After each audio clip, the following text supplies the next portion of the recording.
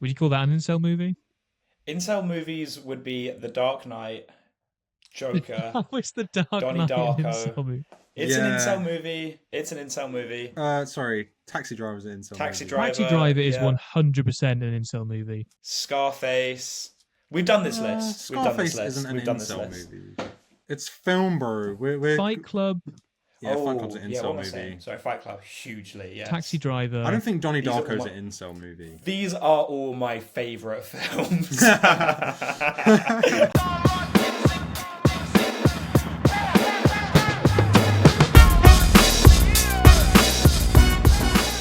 Last week we covered the best films that we saw that came out in 2024. But this week we're talking about the best films that we saw for the first time that didn't come out in 2024. So, starting with Matt, what was your favourite films that you watched this year for the first time that Can we didn't come go out in 2020? reverse order? That is fine. So I'm going to As go in your as in- least favourite to your top? least most favorite. Yeah. Least Yeah. most favourite. Third. Unfortunately, you chose a bad one to start with for me because I've got two as third, like Haroon did last week, because I could not choose between them. So I'm going to give. I will pick one, but I have to give an honourable mention to Saturday Night Fever, starring one Jonathan Travolta, the wickedly talented. I was meant to watch this at uni, but I simply didn't do it, and then had to write about it as if I did do it. But on Valentine's Day, me and my girlfriend went to watch this in a old like 1920s cinema. Nice. We were probably the youngest people there by a good 3 decades. I'd never seen it, and it's one of her favorite films of all time. And it was awesome to a degree that I could not even anticipate. I thought it was going to be really like, I don't know, I just thought it was going to be disco stuff, but it's essentially, I don't want to say like a crime movie, but there's some criminal stuff going on. And yeah, just very good and thought-provoking and deep and fucked up in a couple ways. John Travolta does some stuff I did not expect to be happening in the John Travolta movie about dancing. So shout out that. But my number 3 choice of third favourite film discovery of the year is Dog Day Afternoon, directed by Sidney Lumet. Am I tripping in saying that? Ben, would you know? I don't know. I've heard of that film, but yeah, I don't really know very much about I it. think it's What's it Sidney about? Lumet. I think that's the director It of is. It is 12 Sidney Angry Men. Lumet. Yes. Yeah. Oh, Director of Mean Yeah. Old one, Streets. then. Director of Serpico. No, he didn't direct Mean Streets because that's Martin Scorsese. He did direct Serpico though. He directed a bunch of stuff. Serpico as well. I watched that as well. That's fucking awesome. But I think Dog Day Afternoon edges it out for me and goons it out for me. Edge.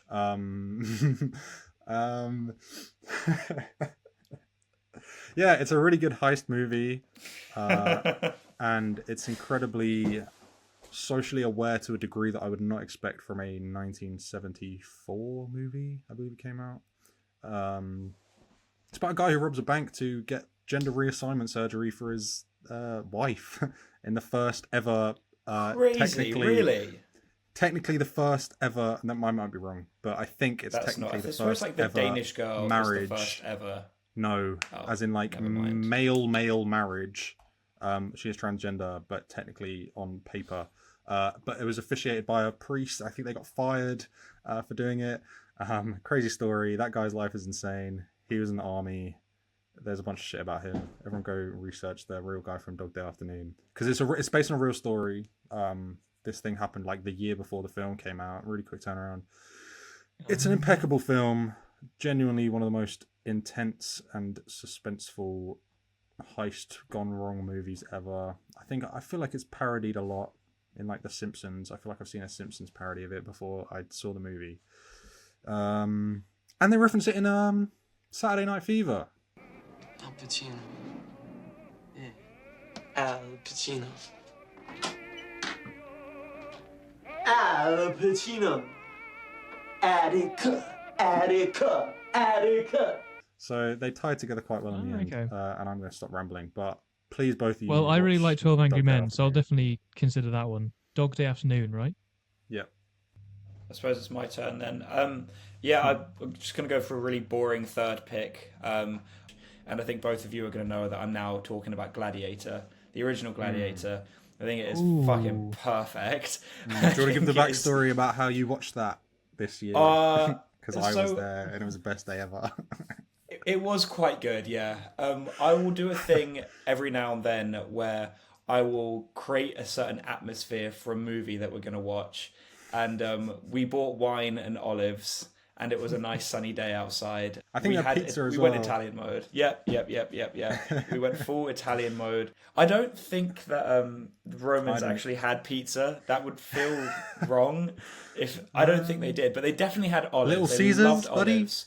Never heard Little of it? Caesars, never heard of it. But yeah, it was just so good. I think though, what happened is that I had watched it before and then turned to Matt and said, I'd like to watch this movie again. And so that wasn't my first time seeing it with a fully formed mind with you. I'd watched it beforehand, like earlier in the year, and I was just like, oh, this is just so good. It's just such a perfect story, you know. General loves his bloody king or whatever he's called. Who is Marcus Aurelius? Is he the emperor? A general who loves his good emperor, a good person emperor, whose son is a monster, who, you know, incestuous freak of a monster, strips our protagonist of all his titles and accolades, and the most powerful man on the planet basically becomes a peasant gladiator. Perfect. It's perfect. It's just perfect. It's biblical. I love it. I love every second of it. I like all the fights. I love the Joker.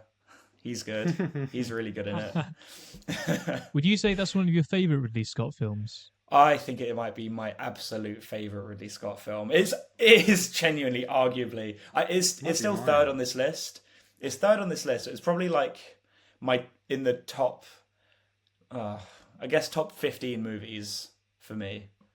It's just perfect. It's just a piece of perfection. Yeah.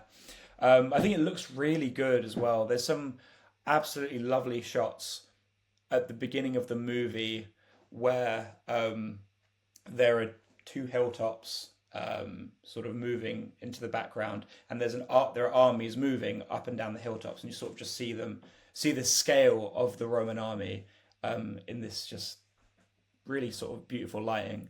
And I think that's something Ridley Scott tends to do quite a lot. He's very grand in his movie making, from what I've seen so far, except Alien, to be honest. But even that feels somewhat grand. Maybe it's got a lot of concept good world building and world building. I would say world building is his absolute forte.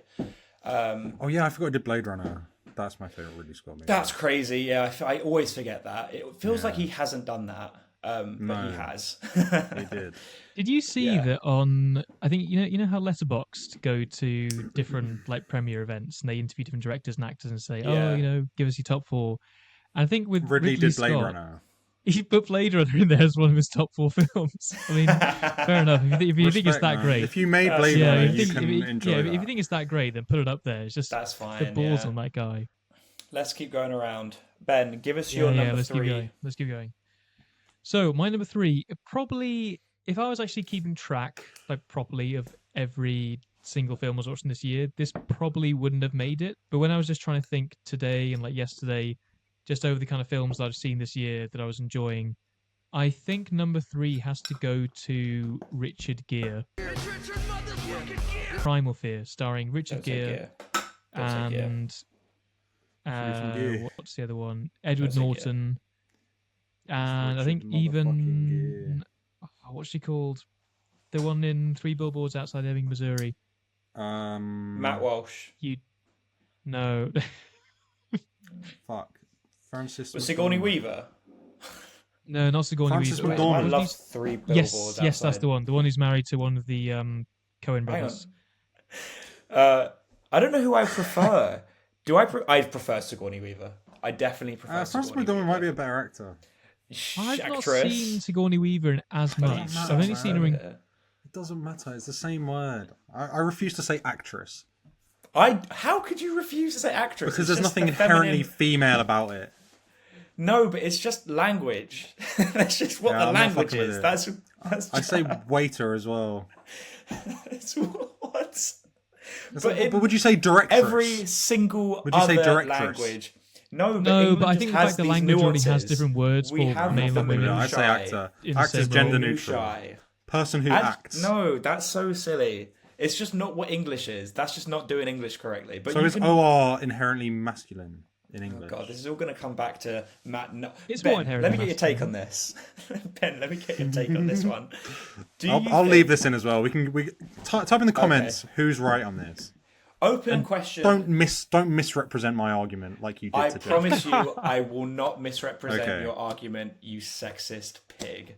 So open question to the audience, to Ben, to I guess that would be everybody that would be listening to this. You're either the audience or Ben, right? So true. So Or Matt. no, he's not really like Person. receiving this. Oh, Okay, go on. 'Cause I've still got to talk about Primal Fear. in the Yeah, yeah. Oscars, there is an award for Best Actress and Best Actor. Do you think, Ben, that they should remove both of these awards and make it a gender-neutral award such that men and women can compete on the same playing field and compete for the Best Performance award? Oh, that's actually a really good question. And there's only one right answer. There's not. It's very nuanced. Of course, it's nuanced. Can I give my spiel before Ben answers, or should No, I do it no, after? no. Ben gets to answer first. You can't give. I him don't the want Ben answer. to be on my side due to his track record, though. So I'm happy if he's on your side. The question is there a distinctive enough difference between men and women acting such that you need to give a different award out? So, for example, women and men in sports, there's clearly a difference in terms of strength, and that's why you have Exactly. like differences when it comes to, say, powerlifting and that sort of stuff. But Is there a big enough difference between men and women acting to warrant different awards? why would there be? Inherently, no. Yeah, The to be answer hon- is yeah, to be inherently honest- no. It's not in terms of any physical discrepancy or biological advantage. Acting is a fundamentally level playing field. Yeah. As in, arguing about this now, I actually can't see a reason for why you should have separate award for each. Okay. Yeah, But that is It literally on the weird, spot. yeah. If I was Well, thinking about this first maybe of an all- hour, I maybe would change my mind. Okay, first of all, movies aren't sports and there is no winner, right? So you do win technically an award, but that is not a assessment of who was the most the competent council, actor. the right? Jedi Council It decide should be, who gets though, to be shouldn't it? master. No, because you can't. It's subjective, Ben. You can't objectively quantify who gave the Of best course, it's performance. subjective. Yeah, it's art. But you've But- got. But if you look at, say, someone like Philip Seymour Hoffman versus Jared Leto, I think it's fair to say that Philip Seymour Hoffman is Sure. a better actor. But you take a good actor and you take a bad actor there. What about Philip Seymour Hoffman versus? So there is good and bad acting then. I would say so. Yeah, but there's So you degrees to can it. sort of judge it a bit. No, because there's degrees to it. There can be a shit movie, but there can be good movies that are good for different reasons to different people, and thus it's Yeah, inherently but subjective. in So terms obviously, no one's of narrowing arguing it that down to a Madame Web specific is as good performance. as what's the best movie of last year? Let's go Dune 2. why not? Challenges. Because that's what we said. Sure, Oh, no, Challenges Madame is the Web best is movie of worse this than. year. That's 2025. Okay, last year then.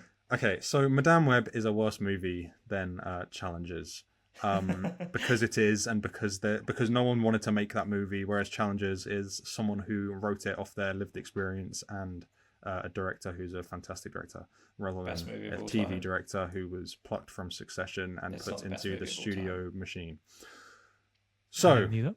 the Academy, and this has changed in the last few years, but is intensely male dominated. I think still it is. I think it's still, off the top of my head, it was like 67% men. I don't know why that number's come to me, but I think it's like that. They're doing more. They're hiring more people, not hiring, but bringing more people into the Academy to the voting system. But it's still white male dominated. So giving separate categories ensures that women are celebrated for performances every year without fail. Whereas, for example, last year, the Holdovers lady, I think her name is Divine Joy Randall, I might be getting that wrong, versus Robert Downey Jr., I think she is a better actress in that movie than Robert Downey Jr. was in that movie. However, Oppenheimer made $1 billion, and Robert Downey Jr. is the highest paid actor of all time, possibly. And he would have probably won if they were in the same category, is my argument. So it ensures women are awarded for performances that mean a lot to women and are for women in some circumstances and represent women's lived experience. To counter that, I would probably say that if you were to make a gender-neutral Best Performance Award, it would actually pressure studios to hire more women so that women have a higher chance of competing with that award. If it was just a man every time, as it's usually just, or it used to just be, white blokes every time winning Best Actor, and now we're getting some diversity because of social pressures and things like that. Exactly. So there would be public backlash. Yeah. You can use that as a good tool in order to help try and balance the scales of acting in Hollywood, and I think that would be for the best. Yeah. I think the answer is women should decide, I guess. Yeah. But also it leaves out non-binary people. So there's a lot. Oh. It leaves out non-binary people, this as well. And non-binary people... them. No, it doesn't. No, Yes, it does. the It's solution does. The gender-neutral. solution does. Yes. Yeah. But currently, this system leaves out non-binary people, Yeah. and they are becoming more common. Obviously, in Hollywood, I can name a few off the top of my head. But who I think are non-binary. just on that point, do you think that there should then be like a trans award? Do you think there should then be? No. Another Well, that's the No. thing is, no, absolutely not. But the thing I is, think if, a third category of best performance would work for now. But again, I Yeah, think that it's not seems really right. my place to decide. I'm arguing why it's sort of a good thing that women are awarded every year for now. yeah, but I fine. don't know. I think a good next logical step would be to have a best performance spanning both, spanning all genders. That would be the right thing to do. I don't know. Anyways, let's move on. Agreed. Ben, Yeah, give us okay, your Yeah, you gave Primal us Fear. Richard Gere So on Primal Fear. yeah, so yeah, starring Richard Gere. I think I might have said it was directed by Richard Gere earlier on. Sorry, Matt, I did get that wrong. Please don't put me in a cruel Who did you say compilation. was with all the mistakes. Please don't edit Um, me to look like a moron, Matt. Please no. I don't edit anyone to look Pretty anyway. They make please. themselves look that way with their words. So you have Edward Norton, who has just been accused and charged of committing a crime of murdering a priest, father, some high-ranking Christian fella. And Richard Gere is an ambitious lawyer, and I think with this particular case, he's quite intrigued by the case at hand, which is that I think there's a lot of evidence going against Edward Norton. It's pretty much showing that he did kill him, and despite that, Edward Norton is in denial. Says I didn't kill him, or at least he had no recollection of killing him. And Richard Gere at this point thinks I'll take on the case, and it turns out that Edward Norton has this sort of split personality disorder, which starts going through when Frances McDormand visits him. Is this spoiler and... alerts? No. This is revealed like fairly early on, I think, but I'm not going to go any further than that.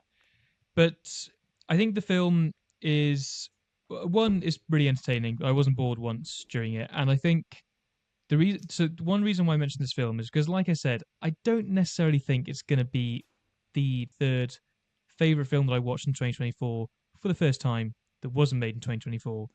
But one reason why I did want to mention this was because, well, one, I couldn't actually think of any others, and two, I really like the director Gregory Hoblit. He's also directed Fracture, which stars Anthony Hopkins and Ryan Gosling. He's also done another film that I'm also a pretty big fan of called Fallen with Denzel Washington. And I think he's one of those directors who, as far as I'm aware, has mainly done like crime thrillers. In the case of Primal Fear, it's a courtroom drama. And I think he does it really well. And I doubt he's thought of as a great director in many circles, probably because he hasn't really done much beyond like crime thriller stuff. Maybe he has, but I haven't heard or seen them. But yeah, he's definitely one whose films I think are solid, reliable watches if you like crime thriller stuff. So yeah, that's my recommendation, Primal Fear. And I think Primal Fear is also regarded as his best film out of all of them. because people have. I know a lot of people have heard of Primal Fear, but they haven't really heard of Fracture or Fallen as much. Awesome. So, I guess it's Matt, me again. your number 2. My number dos is from our defunct podcast pilot. That is technically still out there on YouTube, unlisted somewhere. say if you can Caché. somehow find it. That's my one. It would be Magnolia, directed That's by fine then. Oh, Pauline Thomasin Anderson, but a female version of that name. Anyway, Smashing choice. Lame joke. Yeah, we watched that in the summer when we started this podcast, but it was a different smashing theme. choice. Yeah, it's stuck with me a lot, and I haven't rewatched it, but it's going to be one I will rewatch frequently at different points in my life. Hopefully soon. It's a bit of a mission at 3 hours long, but truly striking and resonant and profound and emotional and human and empathetic and beautiful, and Tom Cruise says, and hilarious, and easily one of the says, funniest movies. What is it? Tame the cunt. Respect the cock. Respect the cock. respect the cock. And then his dad You can dies. cue that scene of him opening up to the 2001 theme. What a He's in the shadow and he flexes his biceps slowly and he charges so forward like an embarrassing. absolute lunatic afterwards. Shout It out is Tom Cruise for perfection. doing that. Yeah, for real. Incredible. What a sense of humour in the guy. So Yeah, Tom he's Cruise great. is an He's insanely fantastic. good actor. That changed everything for me. That he's completely very changed good. my perception of him.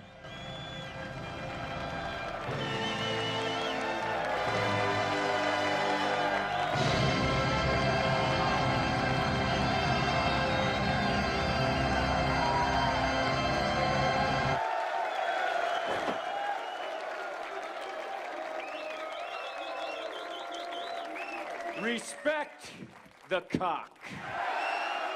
Philip Seymour Hoffman, what can you say? Julianne Moore, what can you say? Who else is in that? Fucking John C. Reilly, most hilarious thing ever, possibly. I love. Oh, and Alfred Molina, the guy who played Doc Ock. Is he in that? Yeah. He's in it. When He's was he in in it. that? Who's he? He doesn't play a very big part. He features in. What's the name of the guy who fancies the guy at the bar with braces? William H. Macy. Yes, yeah. So he's on like William H. Macy's path. I think he works or owns the place that William H. Macy works at. I think. Right. He's in Boogie Nights as well, in a great scene that is ripped off from La Haine. When you guys watch Boogie Nights, you'll know what I'm talking about. But yeah, I guess I don't have too much more to say about this, but just a profoundly moving film and one of the best films I've ever seen, and I'll watch that often throughout my life. And yeah, that's it. Fair enough. I'm I'm gonna go for my second place with, and it's weird giving this second place because it feels like it should be first, but I have also watched the best movie I've ever seen, maybe. And that will be my number one. But my second best gem for this year is certainly going to be Caché by Michael Haneke. I thought that was a flawless, extravagant masterpiece. Maybe not extravagant, but yeah, I think telling a story in a kind of meta-ish way gets me quite a lot. I like it. It feels very high concept, but it's not. But it feels like it is. Can I just add that again, that we did that on our original podcast run. That these ones didn't come out, but that's what inspired this podcast, and we're going to come back around to this in the future. Are we doing that? That's fine. Following though, not following. Yeah. The other one. Insomnia. But it's fine that you're doing it now. You can do that. Okay. You can do this now because we haven't done that yet, technically. And it's true to your heart. Yeah, it definitely is. I think about. Well, this we're going movie to come a back lot, around and do a genuinely. full episode on this. So just a little teaser here. I'll keep it brief. You don't have but to, bro. essentially, I'm not saying that. Fine. Just yeah, cool.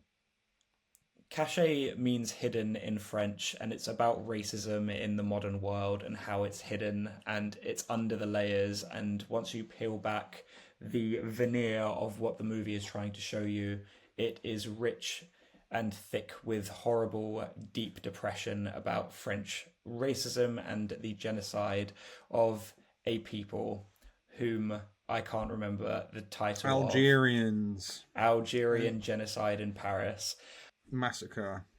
Yeah, but it's also more broadly about just racism, I guess. And I just couldn't think of a more perfect way to speak on what modern racism actually means than hidden. So yeah, that's probably it from me.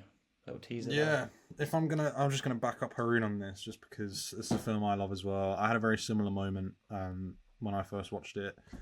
It sort of changed my perception on what a film can be, and mostly because on the surface level there is not much going on. It's like nothing. It's like nothing is going on. If right on the surface, nothing is happening for the entire run of the movie, and you're like, "What is happening? What is this about? I'm so confused." And then I read somewhere racism, and then everything just flashed all the way back. All of these little moments, all of these little idiosyncrasies, and everything just snaps into place, and you're like, "Wow, that's actually a crazy bit of commentary that it can." He successfully hid the narrative from me until someone had to tell me, think about it for a moment, and then it all snaps into place. It's immaculate. If a movie can have that sort of effect on me, give me that jump scare. Oh my god! An incredible thematic jump scare is what that was. So Really well done as well. Ben liked it for the plot. Ben liked the plot. All right, I'm done now. You can move on to number ones, Ben. No, Ben's on 2 still. Now I've got to number 2. Yeah, we just got sidetracked by the Oscar for half an hour, and that's why we think. So this may well be your number 1, Haroon. I think it is. Maybe not, but I know that you're also a very big fan of this film, and that is Stanley Kubrick's Eyes Wide Shut. Oh, fair, but you can't say that because we done it in a podcast episode, I think. I guess we'll allow it. Yeah. Yeah, I mean, you kind of have to. I did try avoid that, but yeah. Technically, it was a bonus one as well. Bonus. It was, yeah. Eyes Wide Shut. This was Stanley Kubrick's. The Illuminati killed This was Stanley Kubrick's. Kubrick's. It was his final film. I think out of all the films of his that I've seen, I think this was my 5th one, because I've seen 2001, Full Metal Jacket, Clockwork Orange, and The Shining. I've not seen Lolita. Lolita sounds fucked, actually. I don't know how that film got made. I was trolling. Yeah, I don't know. I've not seen it. Have you seen it? No, it's based on a book as well, apparently. Yeah, it sounds pretty monstrous. Yeah. Would you call that an incel movie? Incel movies would be The Dark Knight. I haven't seen it. I don't know. Joker. How is The Dark Knight an incel movie? It's an incel movie. Incel movie. Sorry, Taxi Driver is an incel movie. Taxi Driver is 100% an incel movie. Big time I agree with incel you there. movie. But that's a movie about American incels, Psycho. not for incels. Yeah. Scarface. Yeah, but it can be both. We've done this list. Scarface isn't an incel movie. It's something. Yeah, I'd say film, bro. Fight Club. I'd say Fight Club. Fight Club, hugely. Yes. Taxi Driver. I don't think Donnie Darko's an incel movie. These are all my favorite. I can't see films. I absolutely love all of those movies. American Beauty. American Beauty, perfect. Donnie Darko, perfect. Joker, perfect. Is that an movie?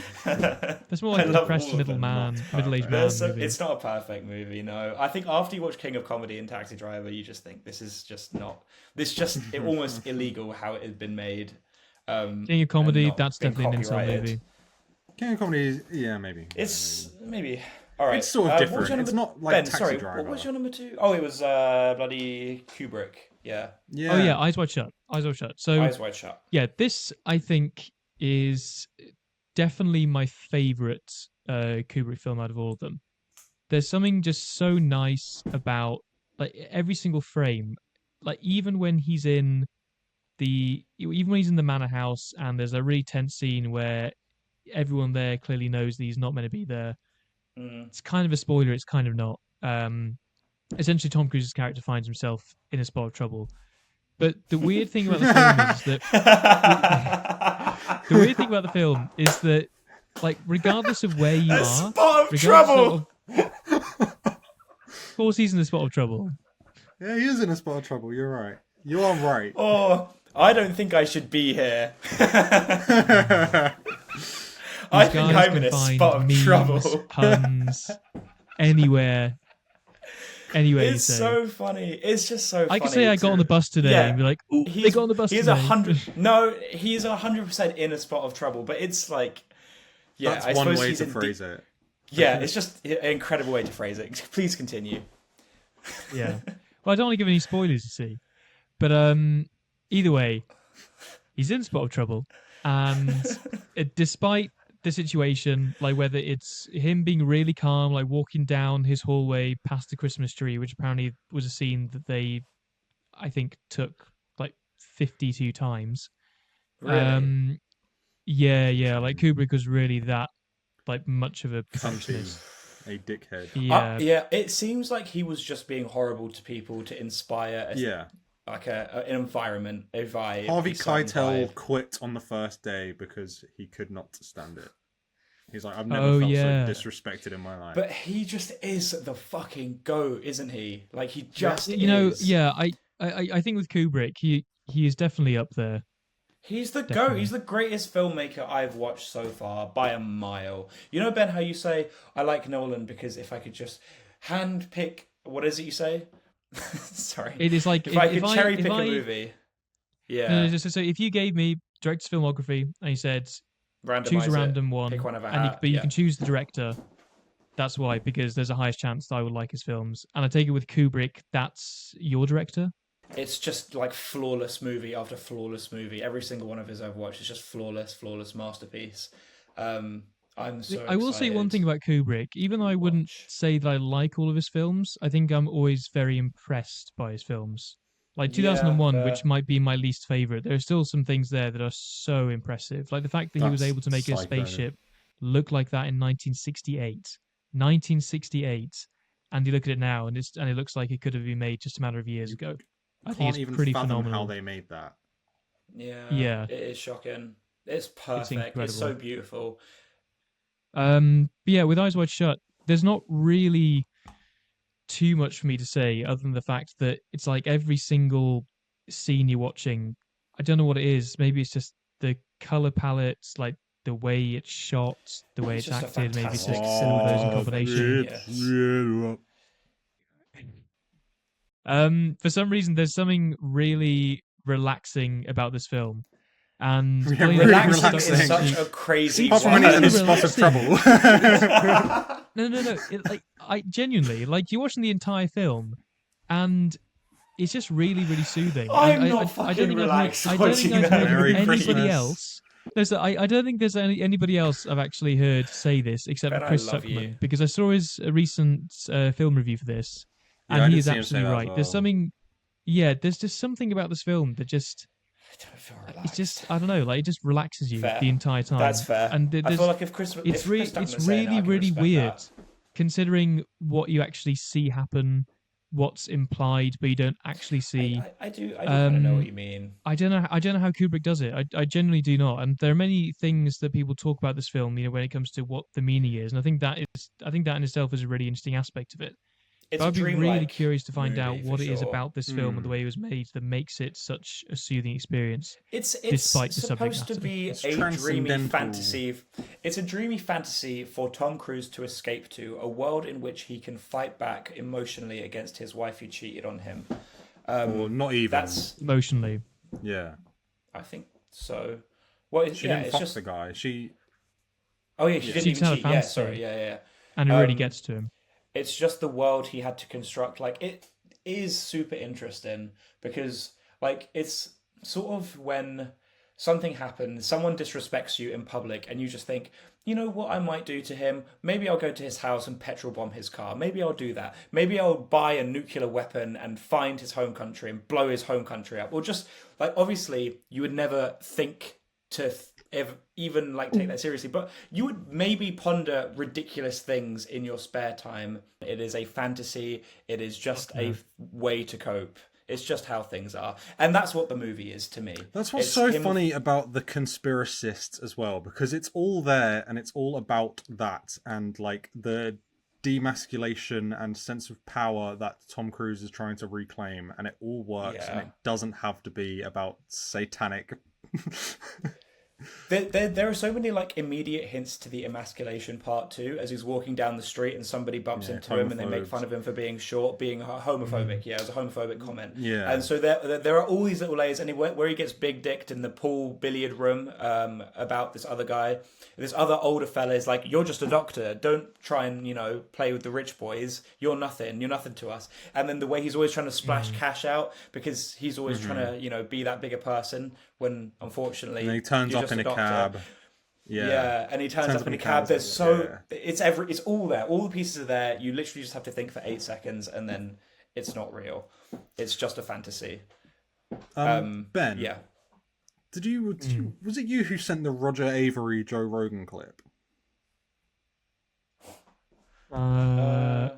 Probably. I think you sent it in. It was Roger Avery and Quentin Tarantino on yes, Joe Rogan. I saw. Yeah, I saw. I think at least some of the episode, and I think I sent just a clip over.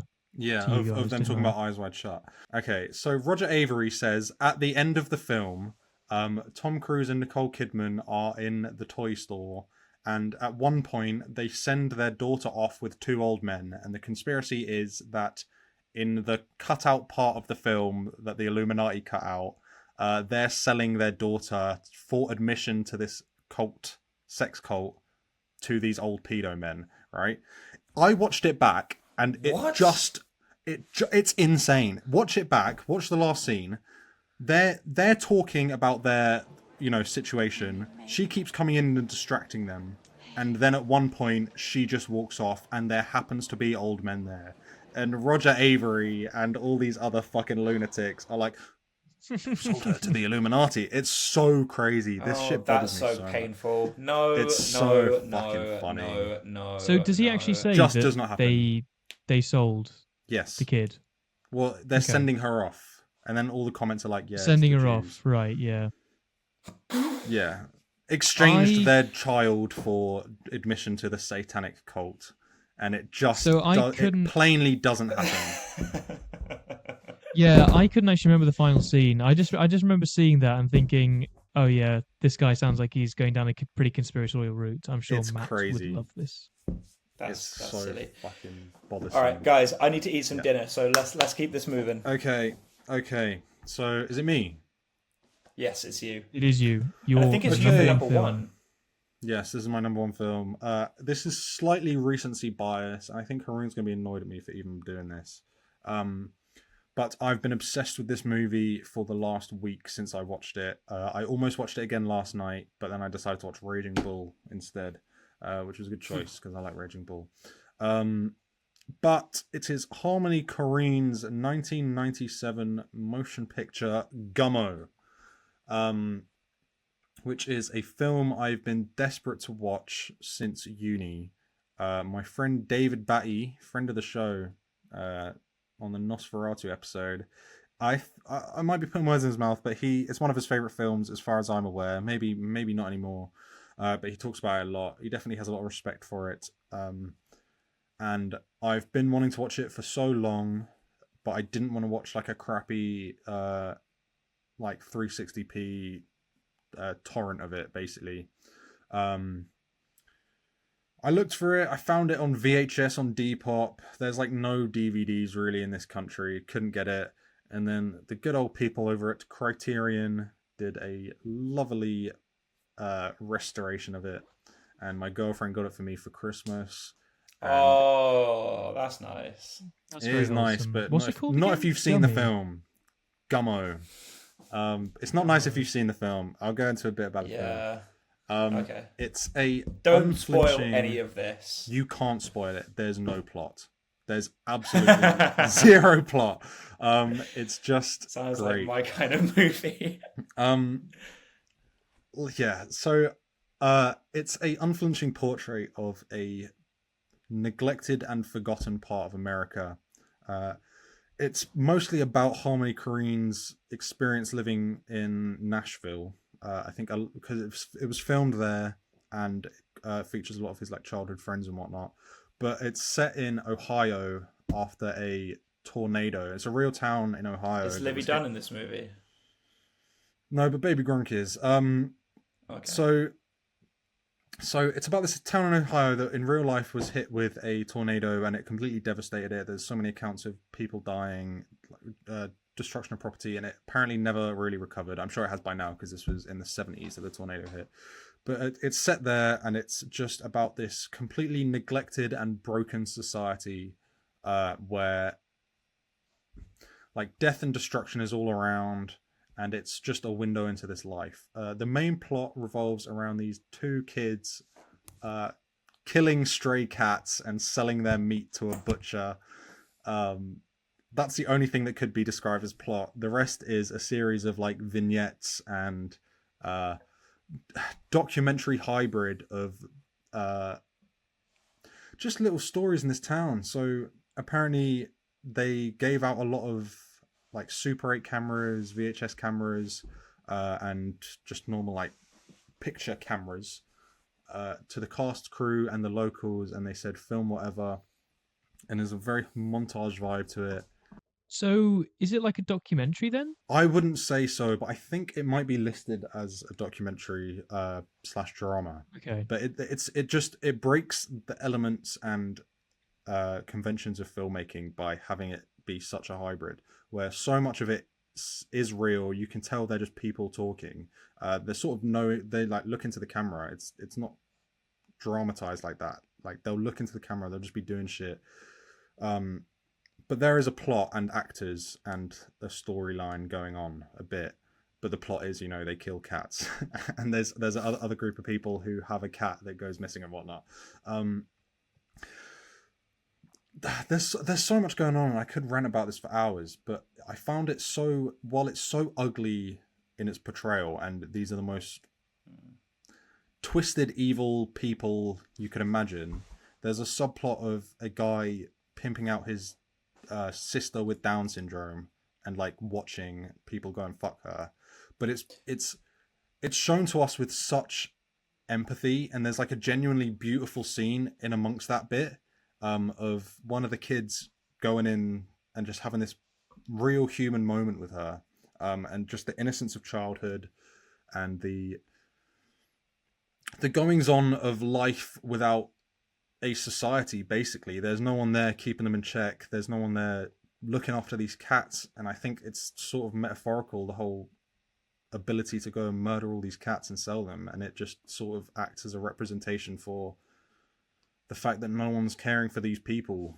So is it pretty anarchic where they are? Like there's no rule of law or anything? There's no presence of that in the film. It'd be the bottom end of capitalism. Probably. Yeah, pretty much. Sounds like it's in this world, but just an unseen portrait of it. Haroon, Polo Jeans. Did I text you this the other day? Polo Jeans by Mac Miller, featuring Earl Sweatshirt off the album Faces. No. Yes. Maybe. You'd know it. Let me do the quote. Damn you, Rabbit! You smell like fucking piss! You can kiss my ass! I hate my damn Rabbit. Fucking Rabbit! Kill his ass!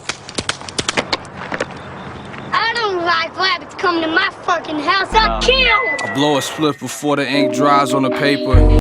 You'd know Okay. it. I'll put the song in. Anyway, Mac Miller samples it. Okay, go on. And it's from this film, and it's just there's a guy going around in a bunny costume the whole time, and he meets these cowboy kids. It's just an incomprehensible series of events, and it's permeated my life, and I finally got to watch it. It's also, that scene is in the film Belly, starring Nas and DMX. which I think I've told you about before.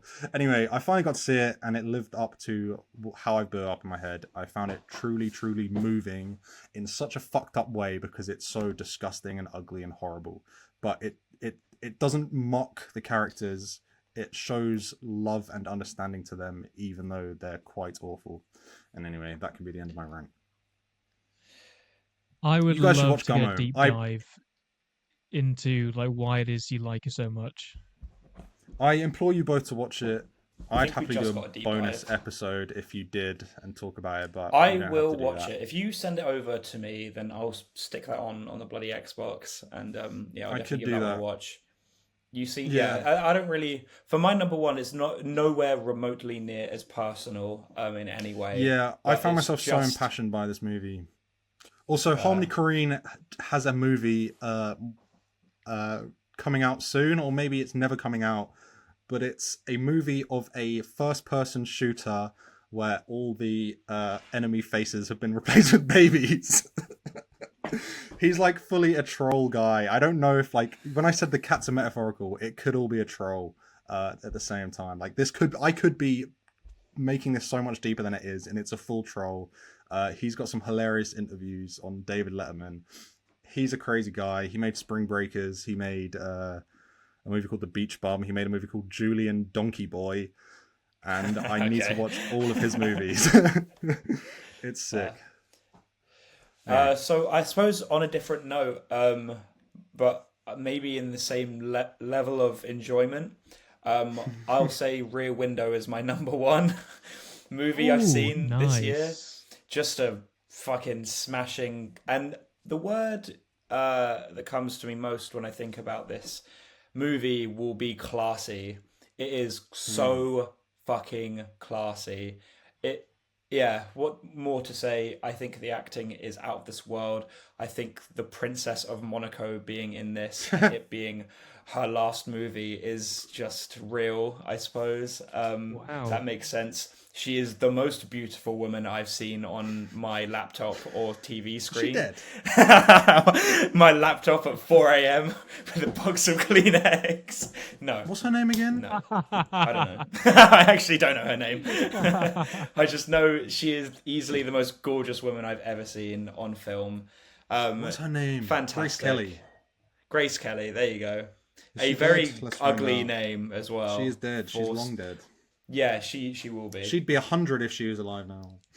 I like the idea of this microcosm of society and this world we live in, which is just confined to this perimeter of the back end of all of these apartments and all of the lives that we get to peer into, and how likable everybody is, and how relevant all of the themes are socially to nowadays. It is a timeless classic masterpiece that's executed in an incredibly classy manner, with flawless actors and actresses, with a perfect theme and a perfect story and incredible writing, and it's also very funny. Hats off to Alfred Hitchcock for making one of the best movies of all time. But is it better than Vomit I have to Cake? say. So, if I really were to put my thinking cap on here and, let's have a real deep dive into the world of what's going on in Filthy Frank's mind. When an artist wants to create, what does it mean? Matt, what does it mean when an artist wants to create? Well, in many ways, the Bible was the first book.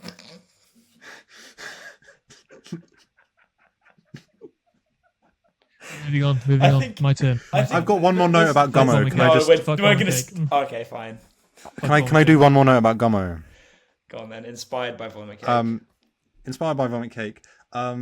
It features one of the best soundtracks I've ever heard, which positions Madonna's "Like a Prayer" next to a Burzum song written by Varg Vikernes, the murderous Mayhem. Nazi That is church burner. crazy. Britney Spears and Mayhem. No, Madonna and Mayhem. Madonna and Mayhem. That is wild. Yeah, That is good that stuff. is worth. Yeah, It wasn't Mayhem, it was watching that. Burzum, which is Varg's solo career. Yeah, but it's Even his solo worse. career afterwards, but still Yeah. branching off from Mayhem is more. Yeah, So and by this the was way, 5 alright, years Ben. after he was arrested for murder. Let me just quickly fill you in on this. So Mayhem. Yeah, do you not know is about a Mayhem? No, he doesn't. No, No one Norwegian. does. And don't expect people to. So it's a Norwegian death metal band. I don't Black think it's metal. even called death metal. Black metal, yeah. Yeah, And yeah. Nazis who burned down churches and whose They burned followers down were churches Nazis and burned murdered down gay churches. people. And Vicious. How do There you was a hear band- about these people? Because David Batty. I swear to God, Ask Matt, the yeah. number of people I've heard just through you guys, like you'll say, "Oh, you know about this one YouTuber?" Say no, and they say, "Oh yeah, he's just like neo-Nazi Filthy guy." Frank Like, is yeah, that's why I haven't heard of him. incredibly How do you common. actually come across these people? Like, how do David how Batty do these showed people me pop up in your Mayhem. algorithm? I don't know. Yeah. I don't know the That is answer a to that genuine question. Like, how do these people pop up? Dark like, David in Batty. your- There's a A film dark starring a interest. Culkin as one of the Mayhem Yeah, guys, as the main that's right. dead Mayhem guy. Although I say right. main Rory dead Culkin. Mayhem guy, there was a Mayhem guy called Dead, and it's not him. Oh yeah, by the way, he is also yeah, dead. It's so funny. But every single person in this band died, and one of them got murdered by other band members. No, And two of one them are killed alive. Themselves. No, Yeah, I one of swear them- one of them killed himself and was egged on to do so by the main singer, and Yeah. then the other one And then he took a photo of his corpse and used it as an album cover. exactly. Yeah, that And then- happened. That's real. What? This is And then my Varg God. killed that guy. And then one of them survived, and Varg's in prison. Big podcast today, boys. Go on, Ben. Give us your number one. moving on to a much lighter tone. Crazy. So did this film. Yeah, this is probably due to recency bias as well. But I did genuinely like it. I thought it was one of the most moving films I saw this past year. So Come on. went to watch this at the Bath Film Festival and never heard of it before. Thought the premise sounded okay. Didn't expect anything too great. I even thought it might be like a documentary to begin with. But the name of the film is Radical, and it's directed by somebody I've never heard of before, haven't heard of since, called Christopher Zahler. And apparently it's based off a book called A Radical Way of Unleashing a Generation of Geniuses, which, again, I wasn't aware of until just now when I looked at the Wikipedia page. I knew very, very little about this film going into it. All I knew was that it was set and filmed in Mexico. This looks like probably one of the best movies ever. Continue. I wouldn't go that far. Like, it's just, I No? mean, yeah. With all Looks due pretty respect to this amazing. film, I did really, really like it. And it's definitely It's not. accolades. It's got accolades. What is it? I Mm. didn't realize that. In fact, I don't even know why. Yeah, because I couldn't work out why he was being shown at the Bath Film Festival, because there were quite a few films that were being shown that had come out years and years ago, but aren't like especially famous. But one of them was Lone Star, which I've never mentioned before, and Matt, you've heard, I think, a few people mention it recently. And that was one of the films that we did watch at the film festival. But Radical, I think, is the one that I liked the most, and probably is my number one new watch of the year, because it's just really, really moving. You have this teacher coming in to a school, it's a failing school, and typically the teachers that are drafted in, they're not really expected to actually do anything, you guessed it, radical. They're expected to just go along, pretty much do everything that's been done before, and if the results aren't actually improving for the students, well, who cares, because that happens all the time anyway.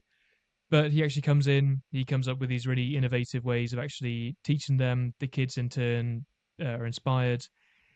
Given there's Mexico, you do also have the featuring of like gangs, the cartel, like one of the students' siblings is involved, and the expectation is there for him to join them at the end of school. But with this really inspirational teacher who comes along, that changes, and obviously that introduces conflict there. And yeah, there's conflict everywhere between kids and their elders and what's expected of them, or kids and their peers, who unfortunately aren't lucky enough to enjoy being taught by this really inspirational teacher. And I think one reason why I thought it was quite moving was because, I don't know about you two, but I think in school there really weren't that many teachers that I liked at all. And by liked, I mean like I remember going into their classes and just thinking, this subject is just so boring. Why on earth do I have to learn it? And I think there were a handful of teachers who I did like. I think maybe 3 or 4, but there was one in particular who I thought was like my absolute favorite. And I think since school there hasn't been a single like university lecturer um or YouTuber, who works in education who I think has topped my maths teacher. And like I think like in my case, I know how big a deal it can be when you actually do have a teacher who really is inspirational. And it was just a really nice, touching film that I thought sort of displayed that really, really well. And yeah, that is my number one film of the year. Unfortunately, I've tried to find it on physical media. Really difficult to find. I think on Well, that's Blu-ray, probably why I it was don't at think I could the find a single. festivals. It's probably not found a distributor yet, so it's probably still doing the rounds. It's only from 2023, Oh, okay. so probably another couple of years before that's like really available.